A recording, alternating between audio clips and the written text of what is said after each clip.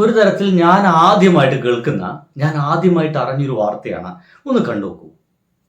ഈ ബസ് നമ്മുടെ വണ്ടി, നമ്മളെ എന്തായാലും അവർ കയറ്റിക്കൊണ്ടേ പോകും എന്നുള്ള ഒരു ധൈര്യമുണ്ട്. ക്ലബ് എഫിന്റെ ഒരു വാർത്തയാണ്. ഞാനിപ്പോ നിൽക്കുന്നത് നമ്മുടെ വിഴിഞ്ഞം KSRTC ഡിപ്പോയിലാണ്.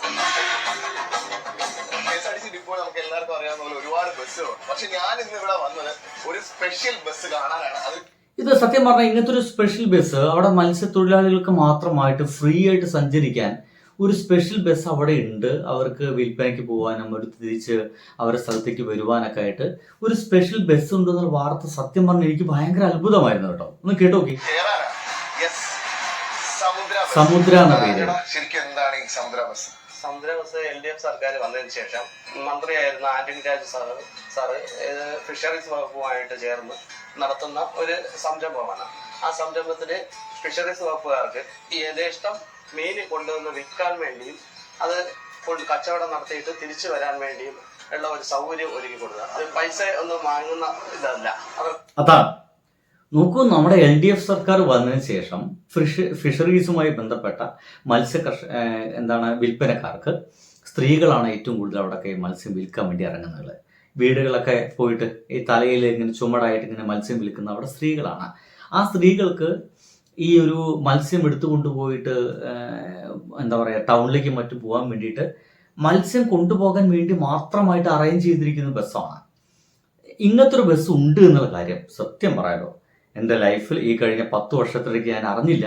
ഒന്നെങ്കിൽ ഗവൺമെൻറ് ഇത് അറിയിക്കാൻ ശ്രമം നടത്തിയിട്ടുണ്ടായിരിക്കും, ക്ഷമിക്കുക, ഞാനത് അറിഞ്ഞിട്ടില്ല. എത്ര പേര് ഇനി ഇത് കേൾക്കുന്ന ആൾക്കാർ അറിഞ്ഞു എന്ന് വെളിപ്പെടുത്തും എനിക്കില്ല. പക്ഷേ ഇത് എനിക്ക് ഭയങ്കര അത്ഭുതമാണ് കേട്ടോ. കാരണം 5 പൈസ അവർക്ക് കൊടുക്കേണ്ട എന്നുള്ളതാണ്. ഒരു അപാരമായിട്ടുള്ള സഹായമല്ല അത്. കാരണം പണ്ടൊക്കെ ആണെങ്കിൽ ഇവർക്ക് ഇത് ചുമന്ന് കൊണ്ടുപോകണം, ഓട്ടോ വിളിച്ചു പോകണം, ഓട്ടോയ്ക്ക് കൂലി കൊടുക്കണം. പലപ്പോഴും മത്സ്യമായതുകൊണ്ട് പല വാഹനങ്ങൾ കയറ്റില്ല. KSRTC അങ്ങനത്തെ ഒരു പ്രശ്നമേ ഇല്ല. ഫ്രീ ആയിട്ടാണ് പോകുന്നത്. പിന്നെ ഇതിനകത്ത് നോക്കിക്കഴിഞ്ഞാൽ ഭയങ്കര സ്പേഷ്യസ് ആണ്. സാധാരണ നമ്മുടെ KSRTC ബസ്സുകൾ പോകുന്ന കാര്യം ഇതിനകത്ത് കയറുന്ന ആൾക്കാരുടെ കയ്യിൽ വലിയ വലിയ സാധനങ്ങൾ കാണും, മീൻ കൊണ്ടുപോകേണ്ട കാര്യങ്ങളൊക്കെ കാണും. അപ്പൊ അതൊക്കെ വെക്കാനായിട്ടുള്ള സ്പേസ് ഇതിനകത്ത് അറേഞ്ച് ചെയ്തിട്ടുണ്ട്. ഈ ബസ് വന്നപ്പോ ഞങ്ങൾക്ക് കൃത്യമായിട്ട് സന്തോഷമായിട്ട് കയറി വരാം. ഈ ബസ് നമ്മുടെ വണ്ടി, കയറ്റിക്കൊണ്ടേ പോകും എന്നുള്ള ഒരു ധൈര്യമുണ്ട്. അതാണ്. മറ്റേതാണെങ്കിൽ മത്സ്യത്തൊഴിലാളികളെ കയറ്റിക്കൊണ്ടുപോവുക, ഈ മത്സ്യമായിട്ട് വരുന്ന ആളുകളെ കയറ്റിക്കൊണ്ടുപോവുക. ഒരു പക്ഷേ ബസ്സുകാർ എന്തെങ്കിലുമൊക്കെ പ്രശ്നങ്ങൾ പറയാം. മത്സ്യം പ്രശ്നമാണ്, ആളുകൾക്ക് കയറില്ല, അവിടെ മത്സ്യത്തിന്റെ വെള്ളം വീഴും, ഇങ്ങനെ പല പ്രശ്നങ്ങളും പറയാം. പക്ഷേ ഈ KSRTC ബസ് ഇതിന് വേണ്ടി ഇറക്കിയിരിക്കുകയാണ്. ഇവരെ കയറ്റിക്കൊണ്ടുപോകുന്നുള്ളത് ഒരു 100% സത്യമായിട്ടുള്ള കാര്യമാണ്. ഈ ബസ് വരുമ്പോ നമുക്ക് ഭയങ്കര പൈസയൊക്കെ നമുക്ക് കൂടി പോയാൽ 500-1000 മീൻ ഇടും. നമ്മൾ വീടുകളിൽ കൊടുക്കുന്നതാണ്. അപ്പൊ ഈ 500 മീൻ കൊണ്ടുവന്നാൽ വരെ 300-400 ആട്ടോ കൂലി കൊടുക്കാം. അപ്പൊ ഈ വണ്ടി വന്നപ്പോൾ നമുക്ക് അത് ലാഭമാണ്. അതെ, അതൊരു വൻ ലാഭമല്ലേ. 300-400 ഓട്ടോക്കൂലി കൊടുത്തിരുന്നത് അവർക്ക് കിട്ടുകയാണ്. അപ്പോൾ ഒരു ദിവസം 500 രൂപ കിട്ടിയിരുന്ന ആളുകൾക്ക് ഒരു ദിവസം കിട്ടുന്നത് 1000 രൂപയുടെ അടുത്തുള്ള ഒരു സംഗതിയാണ്. ഇനി ഇതേ ഒരു ബസ്സുമായി ബന്ധപ്പെട്ട ഒരു കോൺഗ്രസ്സുകാരോട് ചോദിക്കുന്നു, നിങ്ങൾ വന്നു കഴിഞ്ഞാൽ എന്താണ് ചെയ്യുക? സ്ത്രീകൾക്ക് വേണ്ടി എന്താ ചെയ്യുക? ഒന്ന് കേൾക്കണം കേട്ടോ. ഒരു ഗംഭീര ഉത്തരമാണ്. വനിതകൾക്കായിട്ട് പ്രത്യേകിച്ച് എന്തെങ്കിലും ചെയ്യാൻ ഉദ്ദേശിക്കുന്നുണ്ടോ വിജയിച്ചു വന്നു കഴിഞ്ഞാൽ? വനിതകളല്ലേ ഇതിന്റെ എല്ലാം. നമ്മളിപ്പോ ബസ് സർവീസ് KSRTC വനിതകൾ എവിടുന്ന് കൈ അണയ്ക്കുന്ന അവിടെ ബസ് നിർത്ത്. ആ വനിതകൾ എങ്ങനെയുണ്ട്? അതാണ് അവര് വനിതകൾക്ക് വേണ്ടി ചെയ്യാൻ പോകുന്ന ഏറ്റവും ഗംഭീരമായിട്ട് കാര്യം. സ്ത്രീകൾ എവിടുന്നാണ് കൈ കാട്ടുന്നത് അവിടെ നിർത്തും. അതായത് ഇപ്പൊ സ്ത്രീകൾ കൈ കാട്ടിയ KSRTC നിർത്തുന്നില്ലല്ലോ. ഒന്ന് ആലോചിച്ച് നോക്കിയേ. ഒരു വിഷനുമില്ലാത്ത, ഒരു സങ്കല്പവുമില്ലാത്ത കുറേ ആളുകൾ കോൺഗ്രസിന് വേണ്ടി മത്സരിക്കാൻ നിൽക്കുന്നു എന്നുള്ളതാണ്. ഇനി ഇതിനോടൊപ്പം ഞാനൊരു തെണ്ടിത്തരമാണ് കാണിക്കാൻ പോകുന്നത്.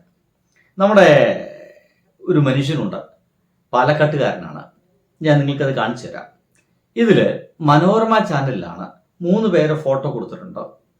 ആ 3 പേരെ ഫോട്ടോ കൊടുത്തിൽ റസാഖ് എന്ന് പറയുന്ന ഈ സഖാവിൻ്റെ ഫോട്ടോ അവർക്ക് കിട്ടിയില്ല. അത്ര ഇയാളെ ഒട്ടും പ്രസിദ്ധനല്ലല്ലോ. ഫോട്ടോ പോലും കൊടുക്കാതെ ഒരു പ്രോഗ്രാം ഒന്ന് കണ്ടുപോകൂ. പാലക്കാട് നോക്കട്ടെ. പാലക്കാട് ഹോട്ട് സീറ്റായി നിൽക്കുന്നു. LDF സ്ഥാനാർത്ഥിയായി NMR റസാഖ് സ്വതന്ത്ര സ്ഥാനാർത്ഥി വരുന്നു. അവിടുത്തെ മത്സര ചിത്രം നോക്കാം. NMR റസാഖിന്റെ പടമില്ല, പക്ഷേ ക്ഷമിക്കണം. കണ്ടില്ലേ? NMR റസാഖിന്റെ പടമില്ല, എന്റെ പേഷകൾ ക്ഷമിക്കണമെന്ന്. റസാഖിന്റെ പടം അവർക്ക് കിട്ടിയിട്ടില്ലല്ലേ? ഒന്ന് കണ്ടോക്കി. റസാഖിന്റെ പടമില്ല, പക്ഷേ ക്ഷമിക്കണം.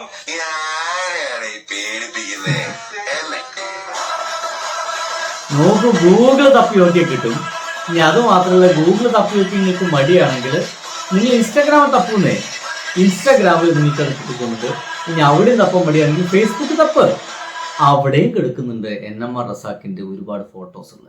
ഇങ്ങനെ ഇദ്ദേഹത്തിന്റെ ഫോട്ടോസുകൾ ഇഷ്ടം പോലെ നമ്മുടെ സോഷ്യൽ മീഡിയയിൽ ഉണ്ടായിട്ട് പോലും അത് കൊടുക്കാൻ പോലും മനോരമ പോലുള്ളൊരു ചാനൽ ഭയക്കുന്നുണ്ടെങ്കിൽ, മനോരമ അടക്കമുള്ള ചാനലുകൾ ഈ കനകോലുവിന്റെ കയ്യിൽ നിന്ന് പണം വാങ്ങിച്ചിട്ടാണ് കുത്തിയിരിക്കുന്നത് എന്ന് നമ്മൾ കരുതണ്ടേ. ഒരു കമ്മ്യൂണിസ്റ്റ് നേതാവിന്റെ അവിടെ മത്സരിക്കുന്ന, പാലക്കാട് മത്സരിക്കുന്ന ഒരു കമ്മ്യൂണിസ്റ്റ് നേതാവിന്റെ ഫോട്ടോ പോലും കൊടുക്കാൻ ഇവന്മാർക്ക് മടിയാണ്, അല്ലെങ്കിൽ ഭയമാണ് എന്നതിൻ്റെ അർത്ഥമായിട്ട് നമ്മൾ മനസ്സിലാക്കേണ്ടത് ഇവർ പണം വാങ്ങിച്ചിട്ടാണ് ഈ വർത്തമാനങ്ങളൊക്കെ പറഞ്ഞുകൊണ്ടിരിക്കുന്നത് എന്നുള്ള സംഗതിയാണ്. ഇനി ഒരു പ്രത്യേക വാർത്താ മാധ്യമം, അങ്ങനെ തന്നെ പറയാം, റിപ്പോർട്ടറിലെ ഒരാളുണ്ട്, ഒപ്പം നമ്മുടെ 24-ലെ ഒരു ചെങ്ങാതിയുണ്ട്. രണ്ടുപേർ കൂടി കൊടുക്കുന്നൊരു കൊട്ടൊന്ന് കണ്ടാക്കാം. മാധ്യമപ്രവർത്തകർക്കും മാധ്യമങ്ങൾക്കും ഒക്കെ രാഷ്ട്രീയമായ അഭിപ്രായ നിലപാടൊക്കെ ഉണ്ടാവും. അതൊന്നും പാടില്ല എന്ന് പറയാൻ നമുക്ക് പറ്റില്ല, ഉണ്ടാവണമെന്നാണ് ഞങ്ങളുടെ അഭിപ്രായം. പക്ഷേ ഇത്തരത്തിലുള്ള കുറ്റകൃത്യങ്ങളെ പ്രോത്സാഹിപ്പിക്കുന്ന നിലപാട് ആരും സ്വീകരിക്കാൻ പാടില്ല. ഞാനിത് പറയാൻ കാരണം, കഴിഞ്ഞ ദിവസം എന്റെ ശ്രദ്ധയിൽപ്പെട്ട ഒരു ടെലിവിഷൻ ചാനലിലെ മാധ്യമ പ്രവർത്തകൻ, അദ്ദേഹം ഇത് ന്യായീകരിക്കാൻ വേണ്ടി പറയുന്നത് കേട്ടപ്പോൾ അദ്ദേഹം പറയാണ്, മുഖ്യമന്ത്രിയുടെ നാമനിർദ്ദേശ പത്രികയോടൊപ്പം CMDRF-ന്റെ വിവരങ്ങൾ ചേർത്തിട്ടില്ലല്ലോ എന്ന് പറയാം. ഏത് മലയാളിയും ഞെട്ടിപ്പോകും. മുഖ്യമന്ത്രിയുടെ ദുരിതാശ്വാസ നിധി എന്ന് പറഞ്ഞാൽ മുഖ്യമന്ത്രിയുടെ പേരിലുള്ള ഒരു ബാങ്ക് അക്കൗണ്ട് ആണ് എന്നായിരുന്നോ ഇദ്ദേഹം ധരിച്ചിരിക്കുന്നത്? അങ്ങനെയാണോ ധരിച്ചിരിക്കുന്നത്? സംസ്ഥാന ഖജനാവിലെ പണം എന്ന് പറഞ്ഞാൽ ധനകാര്യമന്ത്രിയുടെ പേരിൽ ഒരു ബാങ്കിലുള്ള അക്കൗണ്ട് എന്നാണോ അദ്ദേഹം ധരിച്ചിട്ടുള്ളത്? ഒന്ന് ആലോചിക്കേ. അപ്പൊ ഈ ഹാഷ്മിയൊക്കെ നമ്മൾ ഇത്ര കാലം കേട്ടിരുന്നത് ഒരു നല്ല വിവരമുള്ളൊരു മനുഷ്യൻ, ഗംഭീര ഇൻട്രോ ചെയ്യുന്നൊരു മനുഷ്യൻ, വാർത്തകളൊക്കെ ചാനൽ ചർച്ചകളൊക്കെ തുടങ്ങുമ്പോൾ അതിഗംഭീര ഇൻട്രോ ആയിരിക്കും. അത് പഠിച്ചുണ്ടാക്കി, ആരും എഴുതി കൊടുത്തത് പഠിച്ചുണ്ടാക്കി പറയുന്നത് നമുക്ക് ഇപ്പോഴല്ല മനസ്സിലായതേ, കഴിഞ്ഞിട്ടില്ല. ഇനി മറ്റൊരാൾ കൂടി കൊടുക്കുന്നുണ്ട്. സ്മൃതി പരുത്തിക്കാട് വിളക്ക് കൊളുത്തി എന്ന് പറഞ്ഞപ്പോ ഒരു മാധ്യമ പ്രവർത്തക പറഞ്ഞതിന്റെ കാര്യമാണ്. അങ്ങനെ ചിത്രത്തിന്റെ മുമ്പിൽ വിളക്ക് കൊളുത്തിയല്ല, കൊളുത്തിയ വിളക്കിന്റെ പുറകിൽ ഒരു ചിത്രം ഉണ്ടായിരുന്നതാണ്. ഇങ്ങനെയൊക്കെ പറയാം. ഞാൻ ആരെയും ആക്ഷേപിക്കാൻ ഉദ്ദേശിക്കുന്നില്ല. പക്ഷെ ഇതൊക്കെ കേൾക്കുമ്പോ ഇവരുടെ കാര്യം പോട്ടെ, ഇവർക്കോ സാധിച്ചില്ല, ഇവരുടെ വംശപരമ്പരയിൽ പോലും ഒരാൾക്ക് ഒരു ജേർണലിസ്റ്റ് ആവാൻ സാധ്യതയില്ല എന്ന തോന്നലാണ് ഇത് കാണുന്ന മനുഷ്യർക്കുണ്ടാവുക. നിങ്ങൾക്ക് എന്തും പറയാം, നിങ്ങളുടെ അഭിപ്രായങ്ങൾ പറയാം. പക്ഷെ ഇങ്ങനെയൊക്കെ പറയുമ്പോൾ എത്രമാത്രം ചെറുതായി പോകും.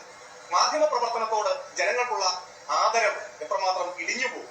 സത്യത്തിൽ ഇവരൊക്കെ മാധ്യമ പ്രവർത്തകരല്ല, മാധ്യമ പ്രവർത്തനത്തിനെതിരായി മാധ്യമ പ്രവർത്തനത്തിന്റെ അന്തസ് ഇടിച്ചു താഴ്ത്താൻ വേണ്ടി എന്തോ ഒരു ഗൂഢപദ്ധതിയുടെ ഭാഗമായി പ്രവർത്തിക്കുകയാണോ എന്ന്.